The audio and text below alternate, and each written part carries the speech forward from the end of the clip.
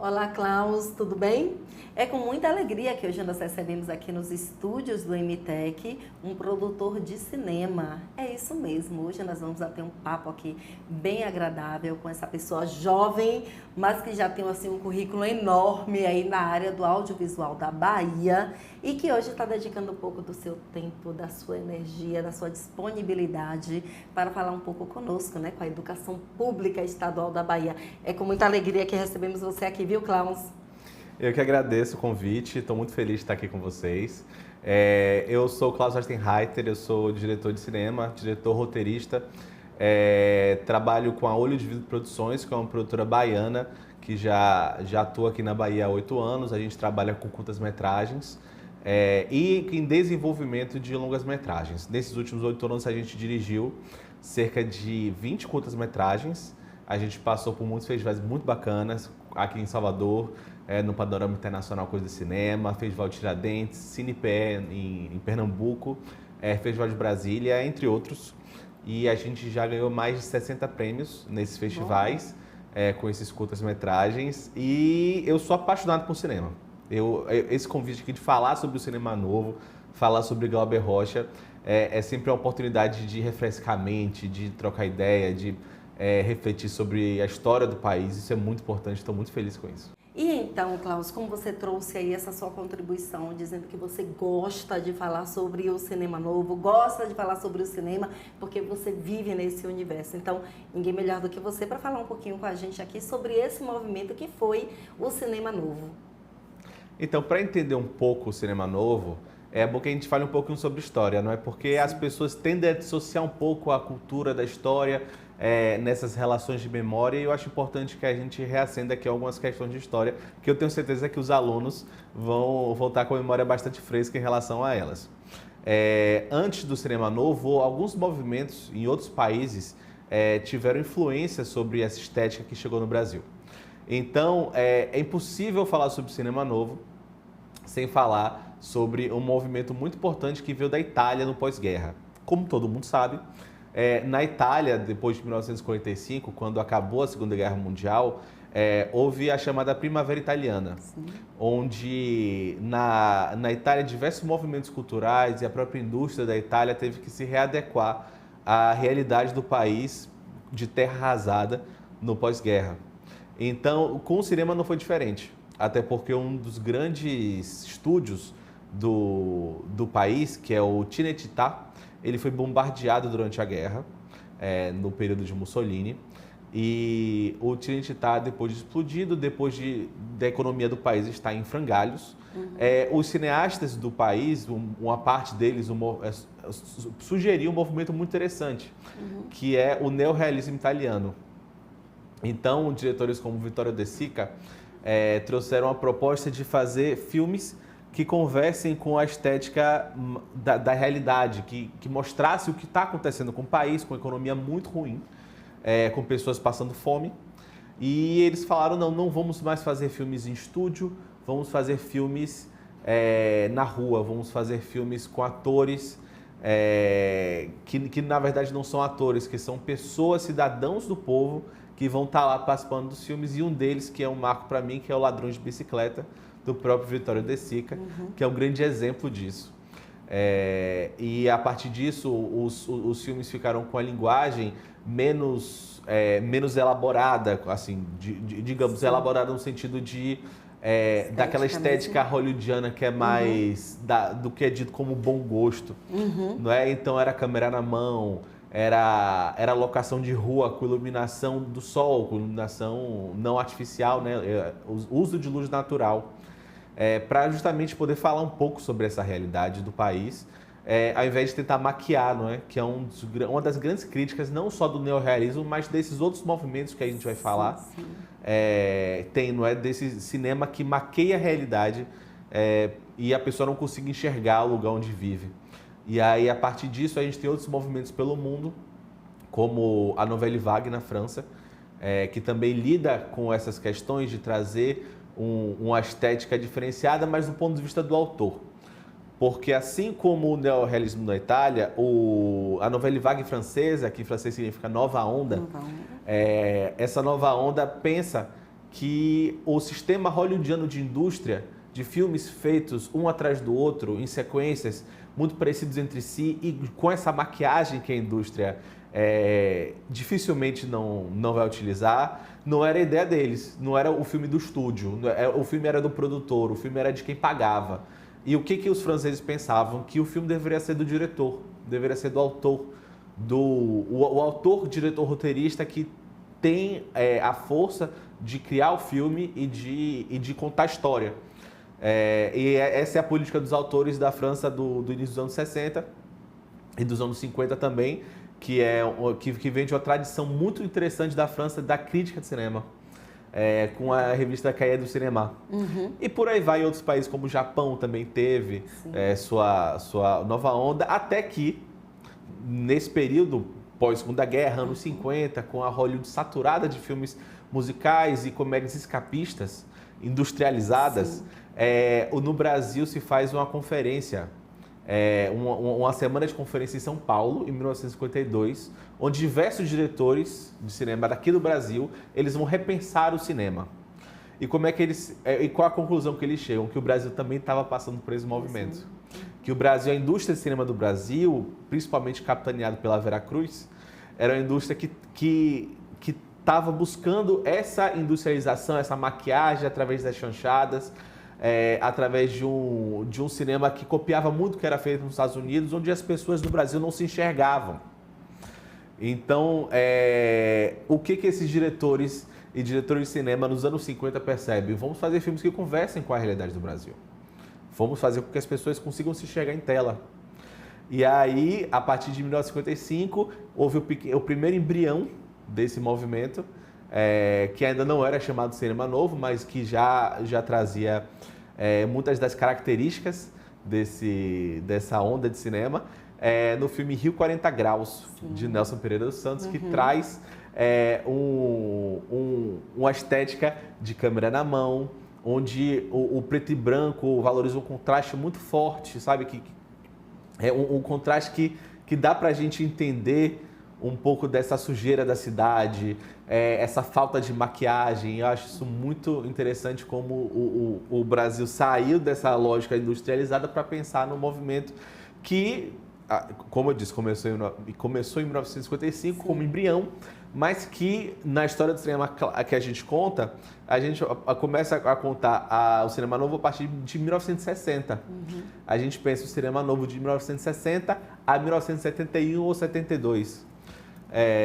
E com as suas 3 fases ali estabelecidas, entre 60 e 64 a gente tem um período que lida mais com questões de proletariado, de uma relação com o rural. O próprio Glauber Rocha, quando ele faz o Deus e o Diabo da Terra do Sol, já é um filme mais pensado em retratar retratar o sertão e as pessoas que vivem lá, pensando em leis próprias, não é? Pensando em um sentido de lidar com o local que não era muito retratado no cinema e mostrar de uma forma que não maquiasse, né? Não criasse essa maquiagem. E aí, a partir de 64, quando a gente tem um golpe militar, que vai a segunda fase vai de 64 a 68, os temas começam a mudar um pouco, porque eles saem um pouco dessa lógica rural, a lógica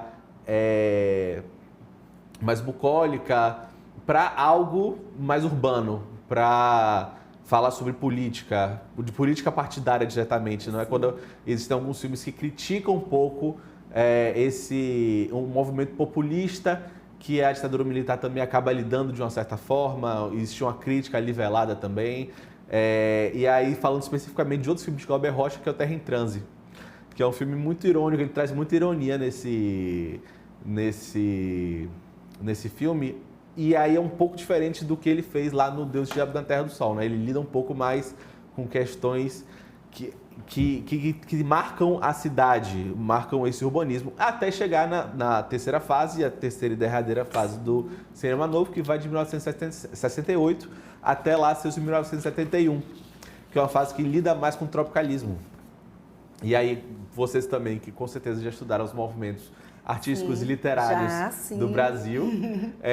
A Tropicália, ela é um estilo que perpassa diversas artes, né? Principalmente a música foi a que mais acabou se destacando mais, né? Com tantos cantores como Caetano Veloso, como Maria Bethânia, Gal Costa, Gilberto Gil, que acaba lidando com temas pessoais daqui e com a estética no sentido visual ou até auditivo, que podem ser considerados bregas para outros países, não é? Porque ele está renegando essa lógica europeia do que é dito com bom gosto, daquela beleza por beleza, sim. E aí começa a trabalhar com muitas cores, com muitos...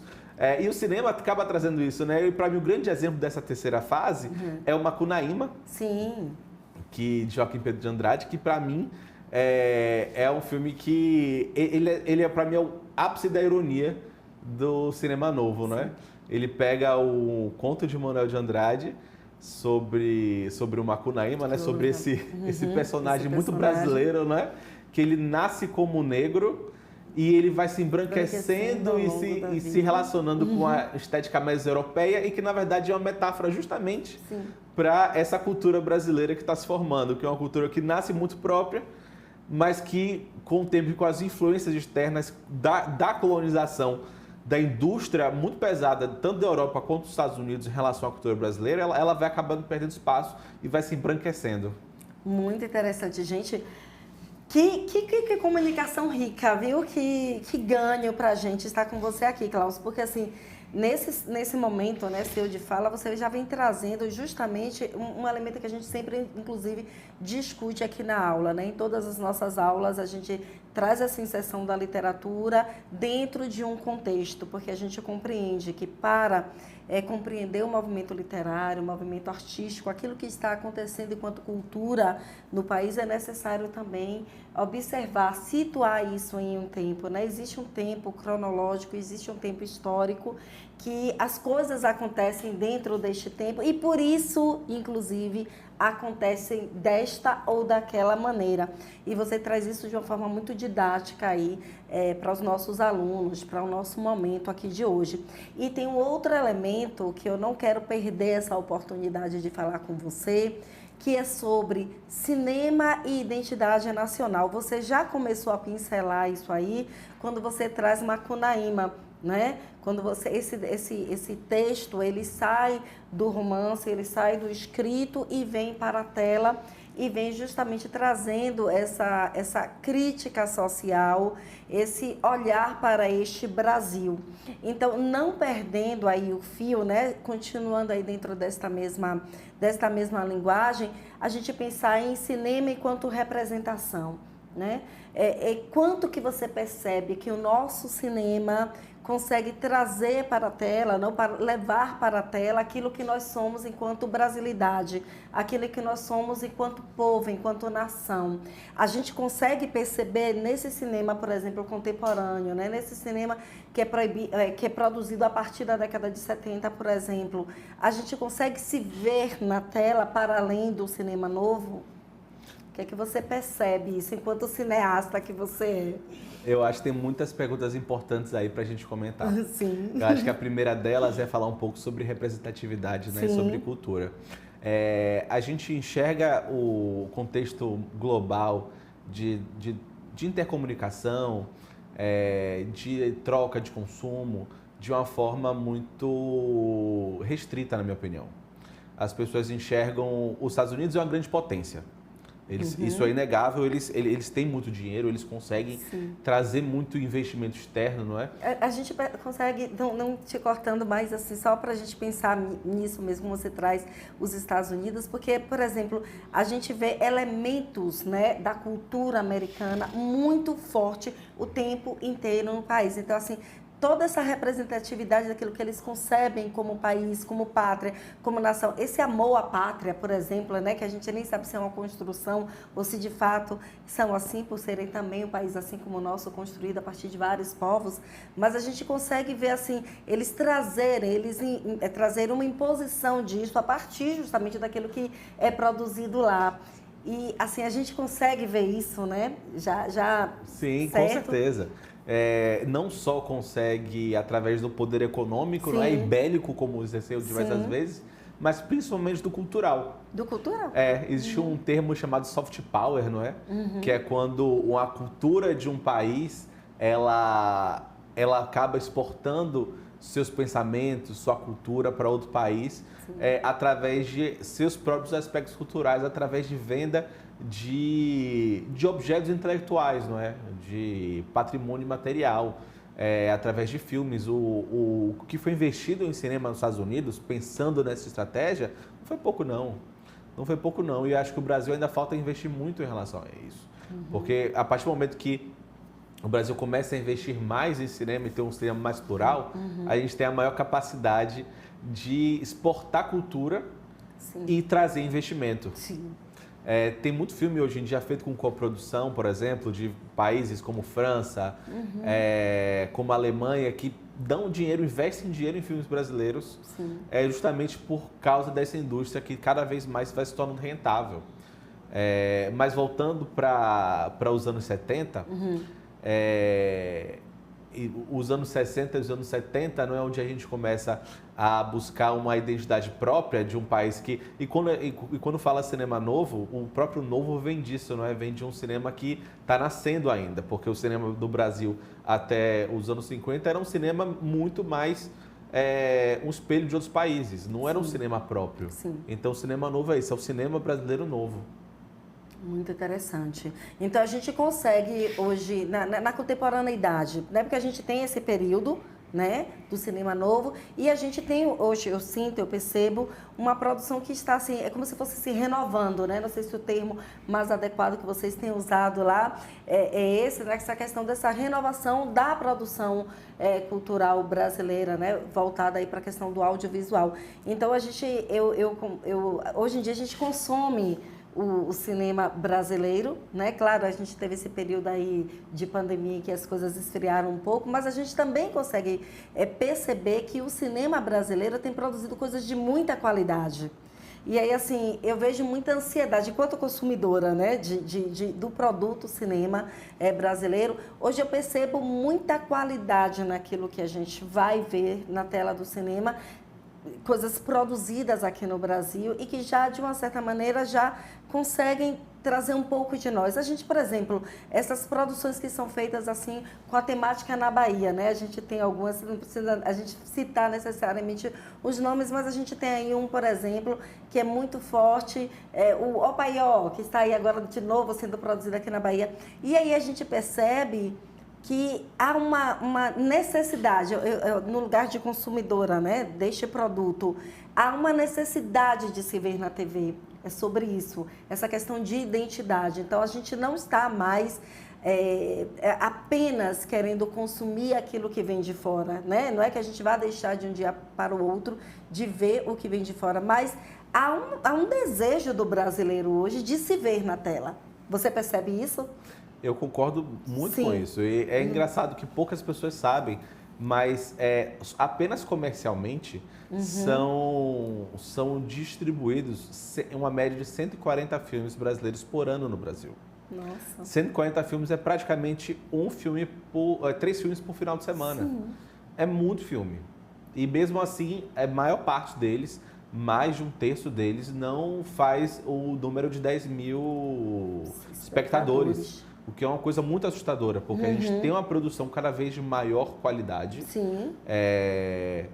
Produção mais diversa em relação a gêneros, por exemplo. Sim. Existe uma época onde se lançavam mais comédias, por exemplo, ali nos anos 2000 até 2010.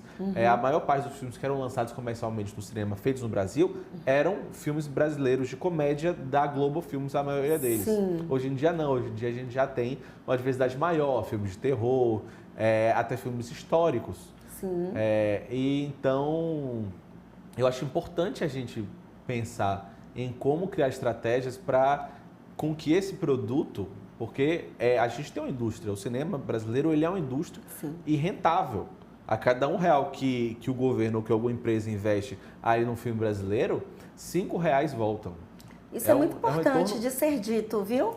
Isso é muito importante ser dito, de chegar ao conhecimento do público, né? A gente viveu um período extenso agora em que as pessoas criticavam, né?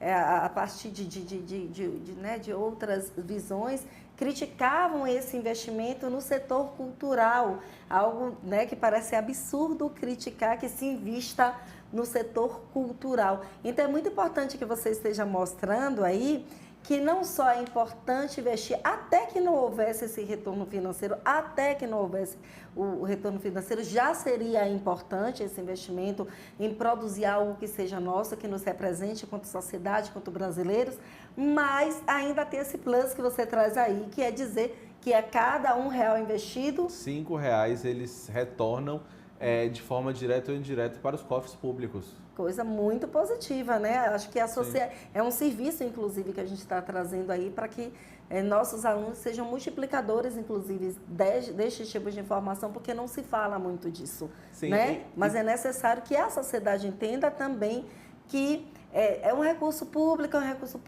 vem de quê? De impostos, etc. Mas que isso tem um retorno para a sociedade. Né? Volta como retorno, não só como objeto educacional, como objeto cultural, mas inclusive financeiro. Né? É importante falar disso até porque também. traz dinheiro externo, não é? Uhum. Quando um filme brasileiro estreia outro cinema fora do país, muitos filmes brasileiros estreiam na Europa, nos Estados Unidos, o dinheiro vem para cá. O dinheiro que a pessoa paga lá na bilheteria, ele está vindo para cá. Então isso é exportação. É uma exportação que, se isso é bem pensado e investido aqui no Brasil, é dinheiro entrando. E é um dinheiro que não existia e que agora está aqui circulando. Maravilhoso, muito bom. E já pegando esse gancho, eu vou falar assim de um dos nossos últimos tópicos aqui, que é assim, como nós estamos falando, né, nesse momento, Klaus, para os nossos alunos do ensino médio da rede pública estadual, eu queria que você trouxesse assim, falasse um pouco sobre o que é, né?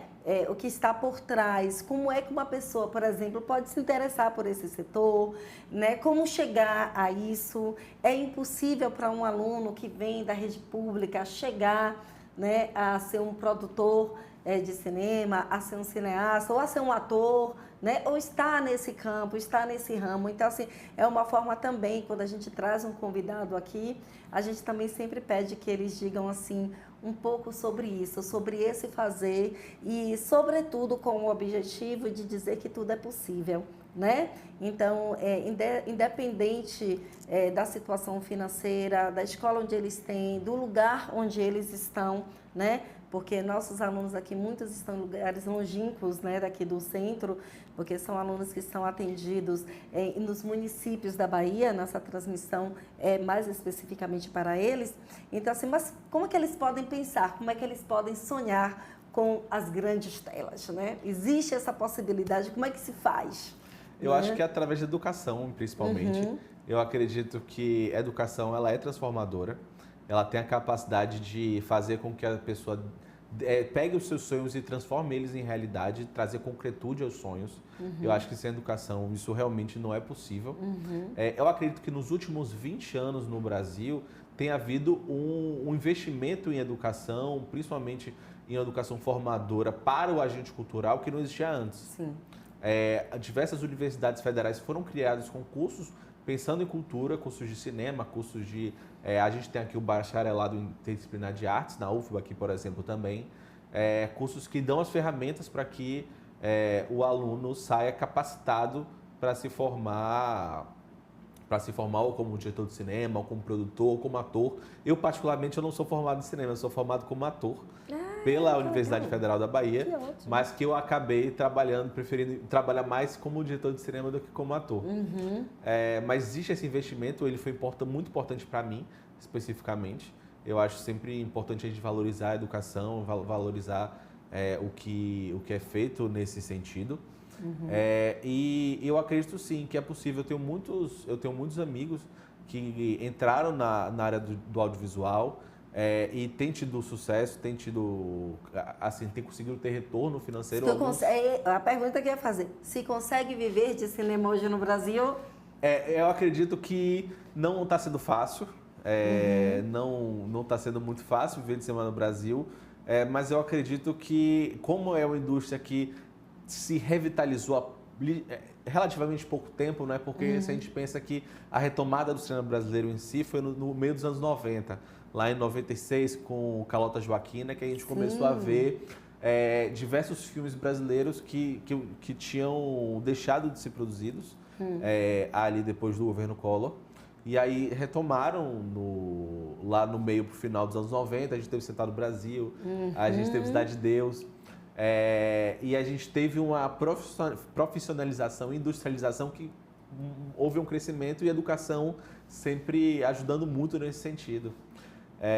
Então, o número de pessoas que vivem de cinema hoje em dia é muito maior do que há 10 anos atrás, há 20 anos atrás, há 30 anos atrás. Então, eu acredito que talvez para esses alunos que ainda estão no ensino médio, acho que quando acabar a formação da educação deles, eu acredito que eu tenho fé que mais vagas de emprego vão se abrir e mais pessoas vão viver de cinema. Que bom, isso é uma boa notícia, né? Porque eu vejo que muita gente produz muita coisa aí de casa mesmo, com seu próprio celular, e a gente sempre incentiva aqui os meninos também, né? De estarem produzindo, se mostrando. Eu sei que as dificuldades são muitas, né? Dependendo do território onde estejam, mas o nosso objetivo é que eles se descubram, né? Trazer uma pessoa como você, que hoje é uma pessoa que diretamente trabalha com isso, é uma oportunidade deles verem que as coisas são possíveis, né? Uma pessoa jovem que está aí na batalha e assim, com uma causa, né? Eu vejo quando tanto você quanto sua esposa, quando vocês falam sobre isso, quando vocês estão ali naquele set de filmagem, vocês estão entregando a vida para aquilo. E eu acho que independente da profissão, né? Que cada um deles aí venha decidir, né, para o futuro deles, tem que ser isto, tem que ser essa entrega, tem que ter essa paixão que a gente vê nos seus olhos quando você assim fala sobre isso. Isso é fundamental, né? Então eu acho que assim, inspirado no nosso Glauber Rocha, que é o tema da nossa aula, né, de pensar, né, trazer esse conceito, né, de a câmera na mão, a ideia na cabeça e de produzir. E a gente pensa assim que no dia de hoje há muitas outras adversidades, mas também há algumas facilidades que hoje eles já podem começar a pensar a partir do próprio celular, né, de produzir seus pequenos textos, trazendo assim um incentivo para eles, né? O que é que eu sei fazer, o que é que eu gosto de fazer, então vou fazendo aqui um ensaio, vou ver se eu gosto disso, para quem sabe no futuro adentrar numa universidade como você e fazer essa preparação de um modo mais amplo para ingressar nesse mercado aí, que eu acredito que é promissor, viu? Muito promissor. A indústria audiovisual no Brasil, na verdade, ela representa mais para o PIB do que a indústria farmacêutica. Essa é a informação que as pessoas não sabem muito e que tende a aumentar. Tende a aumentar. Então, vamos lá. Klaus, eu, assim, estou muito feliz pela sua presença aqui, muito grata, né?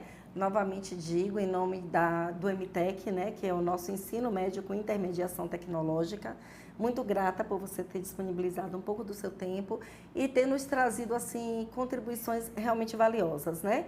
Porque a gente traz aqui os conceitos, a gente discute com eles, a gente traz fragmentos de filmes e tal, mas nada melhor do que falar com quem vive disso, quem vive isso no seu dia a dia. E você trouxe isso belamente e, mais uma vez, eu agradeço. Eu que agradeço a oportunidade. Eu acredito que sempre quando a gente pode conversar com crianças, jovens, sobre o cinema brasileiro, a gente está fazendo um trabalho de formação de plateia, de fomento à nossa indústria. Então, essa pessoa, se ela não for virar se não for virar um profissional do audiovisual, o que é importante, quanto mais profissionais a gente tiver, mais a indústria vai crescer, mas ele vai ser espectador. Ele vai para o cinema ou vai ver algum filme no streaming, na Netflix. Esse espectador que entende o cinema brasileiro e valoriza o cinema brasileiro, ele vai ajudar também, ele faz parte também. Então, eu agradeço muito essa oportunidade, porque eu tenho, inclusive, eu vou até fazer uma parte aqui, que eu tenho uma filha de 7 anos e eu gosto muito de apresentar filmes brasileiros para ela. Então, eu acredito que se você tiver a oportunidade de apresentar um filme brasileiro para alguém, você vai estar fazendo bem para a pessoa e para o país. Muito bom, exatamente. Então, viva o cinema brasileiro. Viva o cinema brasileiro. Viva a nossa produção intelectual, nossa produção cultural. e nós agradecemos também a vocês por estarem aqui conosco, tá bom? Novamente, obrigada, Klaus, e até a próxima oportunidade, que espero que seja em breve.